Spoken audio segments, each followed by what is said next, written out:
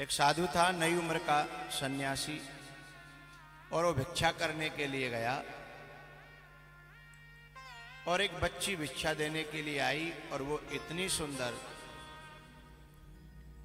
कि वो साधु का मन जो है विरक्ति से गृहस्थी की तरफ हो गया और उसने कहा कि मुझे अब गृहस्थी बसानी है।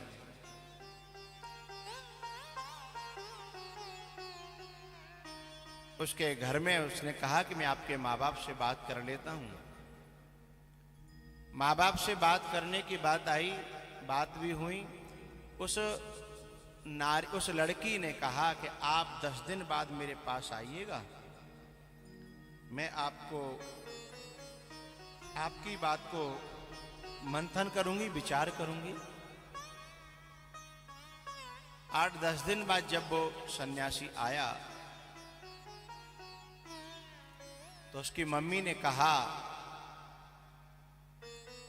कि मेरी बेटी के रूम में आप चले जाइए, वो आपका इंतजार कर रही है, मुलाकात करिए, आगे की प्लानिंग करिए। बोले ठीक है। अब वो जैसे उस कमरे का दरवाजा खोलता है तो इतनी भयंकर बदबू आती है कि वो एकदम किवाड़ बंद कर देता है। उस लड़की की मां ने कहा, अरे बेटा कैसे वापस हो रहे हो, मेरी बेटी इसी में है। अरे बोले इसमें तो बहुत गंदी बदबू आ रही है। पर वो तो इसी से 10 दिन से तुम्हारे वियोग में इसी में रह रही है। अच्छा, बोले हाँ, 10 दिन से तुमसे मुलाकात हुई, फिर किस कमरे से निकली नहीं है, तुम्हारा इंतजार कर रही है।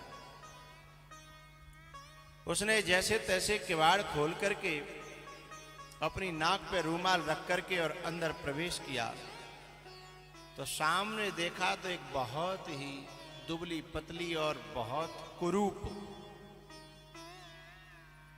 एक लड़की बैठी है। उसने आवाज लगाई कि आइए, आगे आइए, आपका इंतजार कर रही हूं मैं।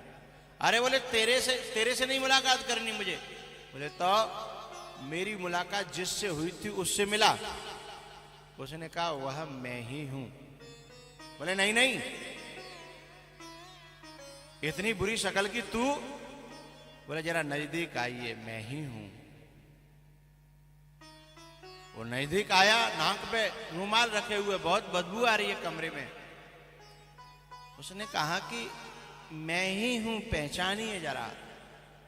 उसने देखा कि हाँ थोड़ी थोड़ी सी पहले जैसी शक्ल तो इसकी है कुछ।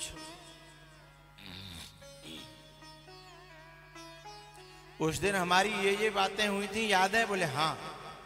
अरे लेकिन वो लड़की तो बहुत सुंदर थी। बोले मैं ही हूं भाई, मानो। तो उसने कहा कि वो सौंदर्य कहां चला गया, वो सौंदर्य कहां गया? तो उसने मिट्टी के 10-15 बर्तन रख रखे थे। बोले उनमें रख दिया है मैंने सौंदर्य अपना निकाल करके। है बर्तनों में सौंदर्य रख दिया? बोले हाँ, जरा देख लो। उसने कहा सौंदर्य बर्तन में कैसे हो सकता है? बोले पहले देख लोगे तो मैं बताऊंगी आपको। बोले देखो।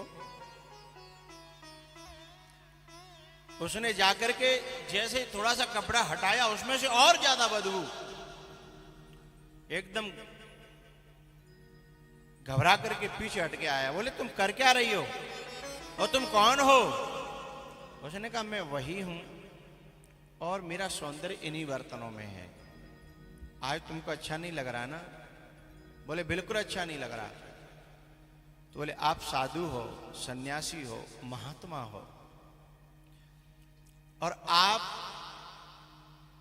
जिस सौंदर्य पर अपनी साधना को, परमात्मा को छोड़ने का निश्चय कर बैठे थे, वो सौंदर्य इन्हीं बर्तनों में मैंने भर के रख दिया है। बोले कैसे? बोले ये बताइए कि इस शरीर में जो सौंदर्य है, इस शरीर में काहे का सौंदर्य है? बोले मेरे को समझ में नहीं आ रहा, तुम क्या बोल रही हो?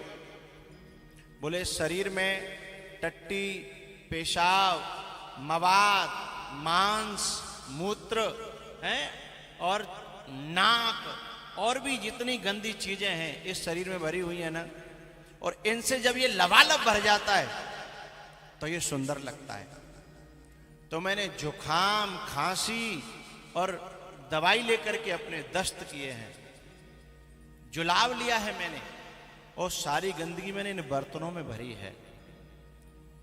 आप जिसके ऊपर लट्टू हो रहे थे ना फूल करके, जिस पर फिदा हो रहे थे, वह सब इन्हीं में है, और ये मैंने निकाल दिया। अब मैं ऐसी हूं और मैं 10 दिन से नहाई नहीं हूं, जरा मुझे छुओगे?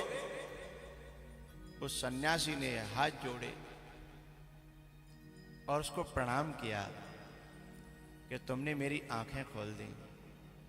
किसी भी वस्तु को देखने का नजरिया,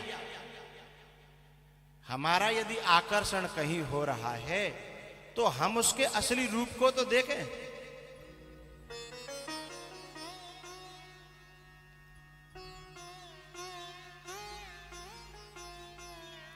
चांदी का वर्क लगा है गोबर की मिठाई पर, चांदी का वर्क लगा है गोबर की मिठाई पर।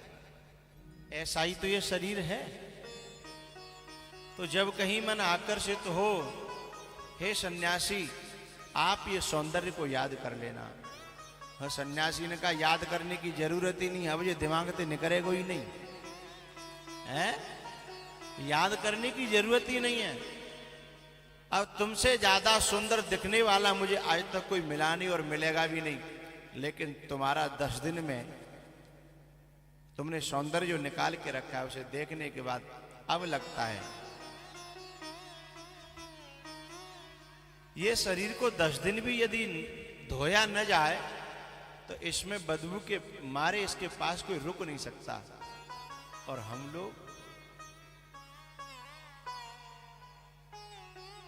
अपने साधना को बर्बाद करते हैं, अपने जीवन को बर्बाद करते हैं। अपने इस मनुष्य शरीर को जो परमात्मा को पाने के लिए मिला उसे हम बर्बाद कर देते हैं।